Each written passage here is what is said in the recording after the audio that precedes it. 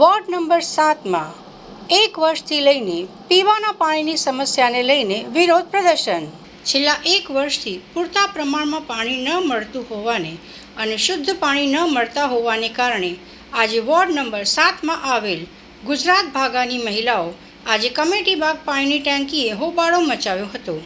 જો વહેલામાં વહેલી તકે પાણીની સમસ્યાનું નિરાકરણ કરવામાં નહીં આવે તો મહિલાઓ દ્વારા ચીમકી આપવામાં આવી હતી કે કમેટી બાગ પાણીની ટાંકીએ તોડફોડ કરવામાં આવશે, જેની સંપૂર્ણ જવાબદારી અધિકારીની રહેશે તેવી માહિતી મહિલાઓએ આપી હતી.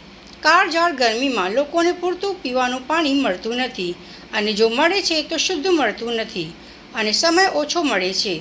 હવે જોવાનું એ છે કે વડોદરાના નગરજનો પીવાના પાણીની સમસ્યાને ક્યારે નિરાકરણ આવશે. મારું નામ કુસુમબેન છે. અમે ફતેપુરા ઉજ્જૈન ટેકરાથી આવીએ છીએ સાહેબ. અમે આજે છેલ્લા 1.5 વર્ષથી આ ધક્કાધુક્કી ખાઈએ છીએ પાણી માટે. હવે અમે 7 નંબર વોર્ડમાં ગયા હતા, ત્યાંથી અમને છે ને નરેશભાઈ રાણાકરને મોકલ્યા. નરેશભાઈ રાણાભાઈએ લેટર લખી દીધું કે તમારું પાણીનું થઈ જશે. ત્યાંથી પછી અમને અહીંયા પાણી ટાંકી મોકલ્યા. પાણી ટાંકીથી હવે લોકો અમને છે ને ઊભા નથી રહેવા દેતા. હમણાં તો એ લોકો બહાર ઊભા રહો, સાહેબો નથી, બહાર ઊભા રહો સાહેબ. અમે કંઈ સાહેબ નાખ્યા જેવા છે નહીં, બરાબર. અમે છે ને બહેરાઓ કોઈ ફાલતુ છે નહીં કે તમે લોકો ધક્કા મારીને બહાર કાઢી મૂકો.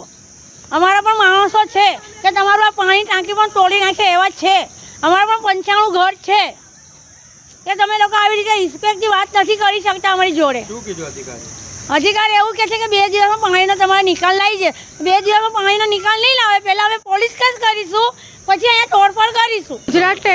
ગુજરાત ટેકરા સમકોટનની સામેથી આવું છું. 1.5 વર્ષથી પાણીનું અમે કે કરીએ છીએ. આ લોકો કંઈ ગણકારતા છે નથી.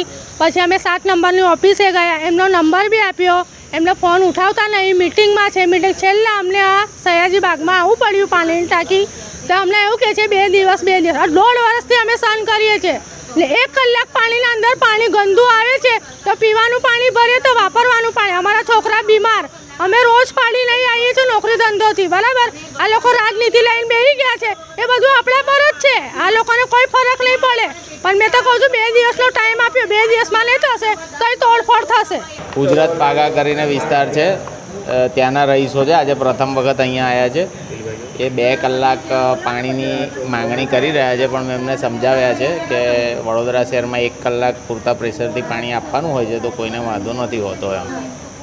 એ મેટર છે. 2 વર્ષથી રજૂઆત કરવામાં આવે પાણીની સમસ્યા હલ કરવાની, તમે આગળ જાણ એ મેં એમને પૂછ્યું, એ વોર્ડ ઓફિસમાં જતા હતા, એટલે વોર્ડ ઓફિસમાં હું વાત કરીશ કે શું પ્રશ્ન હતો, પણ અહીંયા તો એ પ્રથમ વખત આવ્યા છે અને અત્યારે અમારી ટીમ જોવા જ ગઈ છે. એ તો શું પ્રોબ્લેમ છે એના ઉપર છે. કોઈક નાનો ફોલ્ટ હોય તો 2-3 દિવસમાં નિકાલ આવી જાય, સમજો કે. અને એક્સ્ટ્રીમ આપણે પાણીની લાઈન બદલવી છે, એવો જરૂરિયાત ઊભી થઈ તો એનામાં વાર લાગતી હોય છે.